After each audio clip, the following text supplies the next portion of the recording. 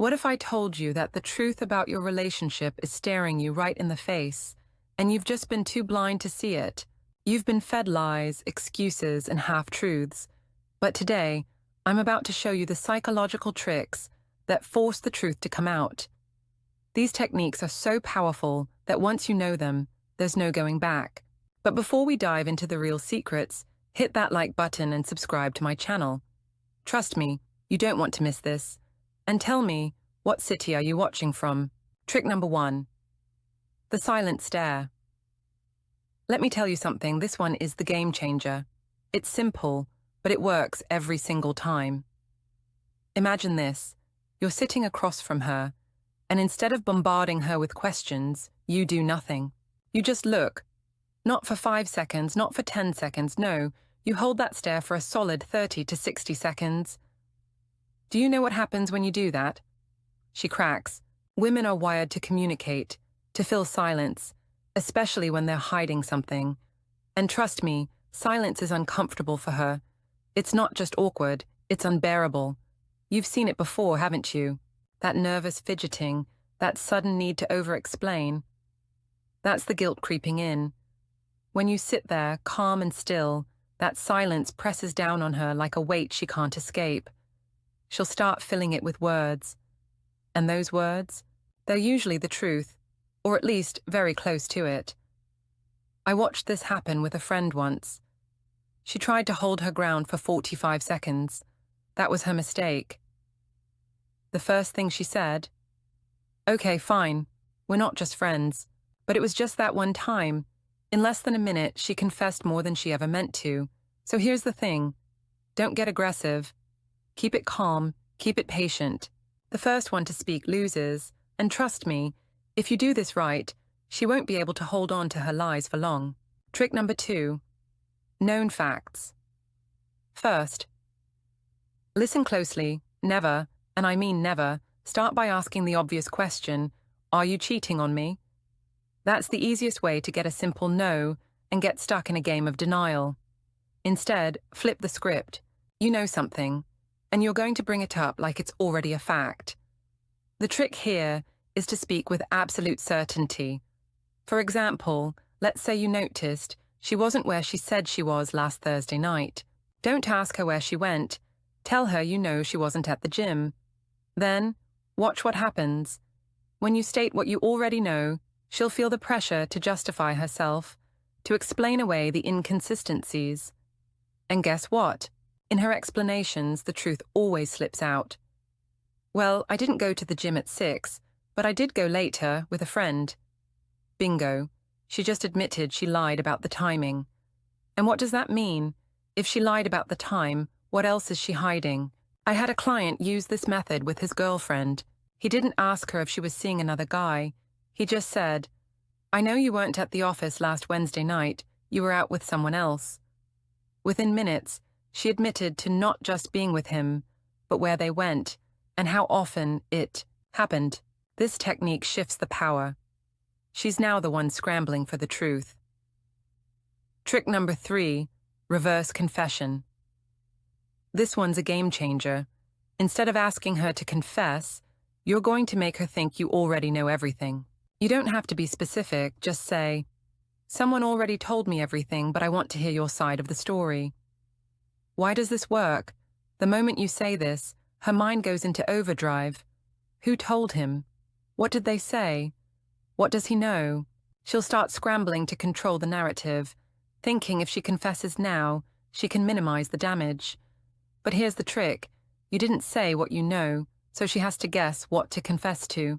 And when she guesses, she often reveals way more than she intended. She might admit to an affair when you only suspected an emotional connection, or confess to more lies than you ever expected. I've seen this firsthand. A client suspected his wife of texting another man. When he used this technique, she ended up confessing not only the texts, but also the affair, the trips, and the lies.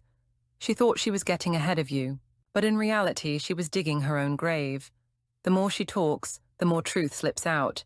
Trick number 4, future consequences scenario. Here's a powerful one. The future consequences scenario. You're not threatening her directly. You're planting doubt and fear about what might happen.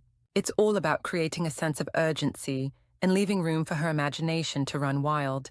Say something like this: I'm prepared to forgive a mistake if you tell me everything right now. But if I find out the truth from someone else, it's going to be worse. Then, don't complete the threat. Leave it hanging. Why does this work? It taps into her fear of the unknown. She starts calculating the worst-case scenario in her mind. What if he really would forgive me? What if I don't come clean and he finds out anyway?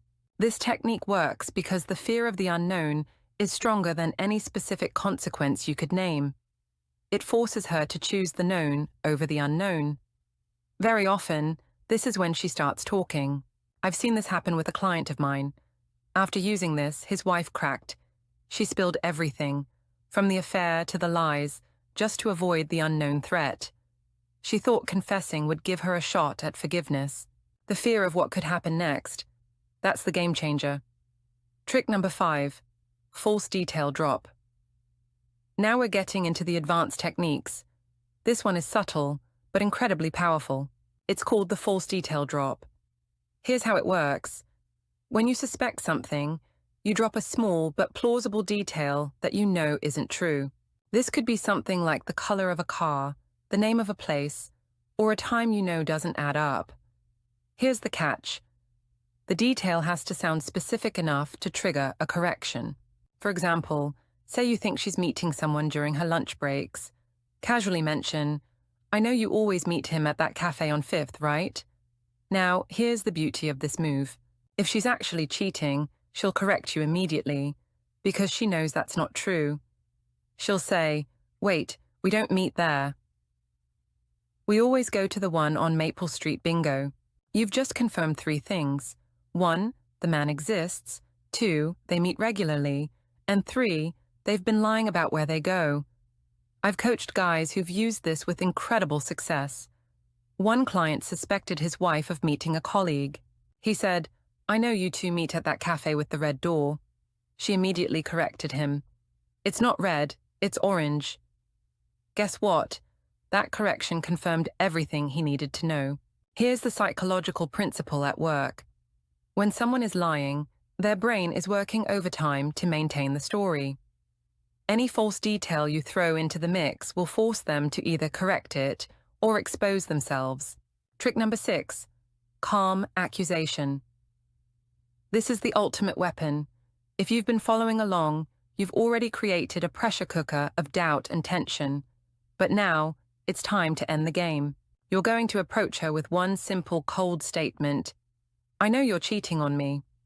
That's it. But here's the key. You say it calmly, without emotion. Don't raise your voice. Don't get angry. Don't beg. Just state it like you're commenting on the weather. Why does this work? Because women expect emotion. They expect anger, tears, or some kind of emotional outburst. When you come at her with absolute calmness, it throws her off completely. It makes her question how much you actually know, and that uncertainty creates panic. She'll be left trying to figure out what you know, how you know it, and whether she can deny it. And here's the kicker. By staying calm, you're in control. It shows confidence, and that's terrifying to someone hiding a lie. They can't argue with calm certainty. They can't deflect it into a discussion about your feelings or insecurity. You've made the accusation, and you're waiting for her to respond. I've seen this technique break women who've been lying for months. One guy I coached was dealing with a wife who had hidden an affair for over a year. He calmly said, I know. Don't bother denying it. In under 5 minutes, she confessed everything. Stay calm, stay confident.